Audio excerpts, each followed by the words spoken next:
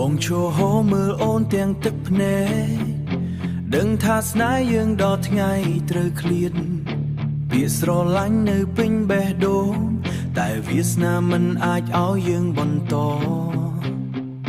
អ្នកផ្ទះអូនមិនពេញចិត្តបងអូនក៏ពិបាកចិត្តរាល់ថ្ងៃ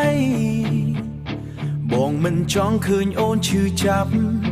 ទើបសុខចិត្តដើរចេញដោយស្ងៀមស្ងាត់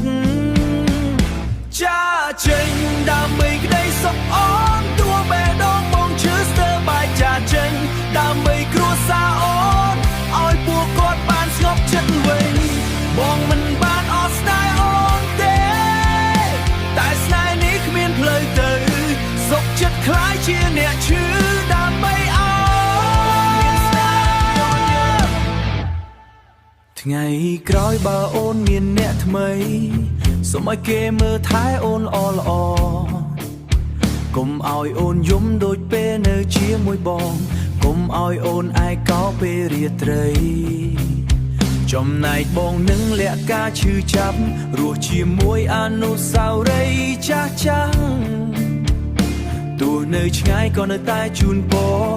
ឲ្យអូនមានសុខមង្គលជារៀងរហូត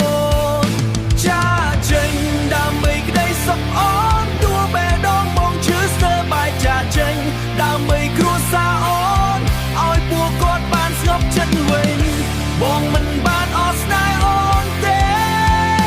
តែស្នេហ៍នេះគ្មានផ្លូវទៅសុខចិត្តខ្លាយជាអ្នកឈឺដើម្បី